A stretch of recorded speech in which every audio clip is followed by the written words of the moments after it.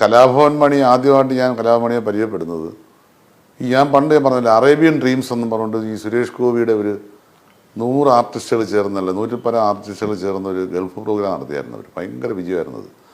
അപ്പോൾ ആ സമയങ്ങളിൽ അങ്ങനെ വന്ന കലാഭവൻ മണി അന്ന് പിന്നെ കൊല്ലം അമ്പലക്കര ഹോട്ടലിൽ എൻ്റെ ഹോട്ടലിൽ ഇവരെല്ലാം അവിടെ താമസിക്കുന്നത് കുറേ ആർട്ടിസ്റ്റുകൾ അവിടെ പല കൊല്ലത്ത് മിക്കവാറുള്ള എല്ലാ ഹോട്ടലിലും ബുക്കഡാണ്. അപ്പോൾ ഇവർ കുറേ പേര് അവിടെ താമസിക്കുന്നത്. അങ്ങനെയാണ് ഈ മണി എന്നെ പരിചയപ്പെടാൻ വരുന്നത്. മണി ഞാൻ സംസാരിക്കുന്നതൊക്കെ ആദ്യമായിട്ടാണ്. പിന്നെ മണി കൊല്ലം വഴി പോകുമ്പോഴും കൊട്ടാക വഴി പോകുമ്പോഴൊക്കെ നമ്മുടെ ഈ ഹോട്ടലുകളിൽ കയറാറുണ്ട്. വലിയ അടുപ്പമായി. അങ്ങനെ ഇരുന്ന് ഞാൻ കലാഭവൻ മണിയുടെ പിന്നെ ഗണപതി അമ്പലത്തിലെ ഉത്സവത്തിന് നാദിർഷ നയിക്കുന്ന ഗാനമേള ഞാൻ വെച്ചായിരുന്നു. അപ്പോൾ നാദിർഷയ്ക്കൊക്കെ അന്ന് നല്ല ഡിമാൻഡുള്ള സമയം.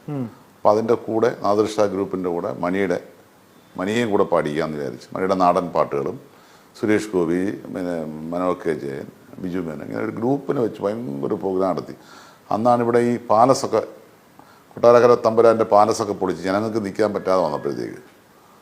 അപ്പോൾ അങ്ങനെയൊക്കെ ഈ മണി ഞാൻ വിളിച്ച് പറഞ്ഞാൽ അന്നേരം ഈ നാദിർഷ കൂടെ പുള്ളി വേറെ പോകാറില്ല. അപ്പം നമ്മുടെ പ്രോഗ്രാമിന് മാത്രം നാദിർഷയെ ഞാൻ വിളിച്ച് പറയും. അല്ല നാദിർഷ എൻ്റെ അടുത്ത് പറയും പിന്നെ ബൈച്ചേട്ടാ മണിയോട് വിളിച്ചാൽ കൊള്ളായിരുന്നു. അങ്ങനെ ഞാൻ പേഴ്സണലായിട്ട് വിളിക്കുന്നതാണ് പുള്ളി അന്നേരം വരും. അത്ര നല്ല സ്നേഹവും അടുപ്പമൊക്കെ ആയിരുന്നു.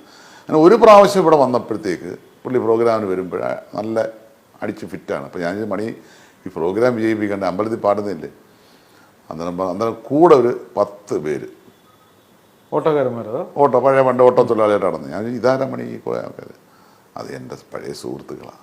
ഞാൻ ചോദിച്ചു ഇതെന്തിനാ ഇവരെയും കൊണ്ടുവന്നു.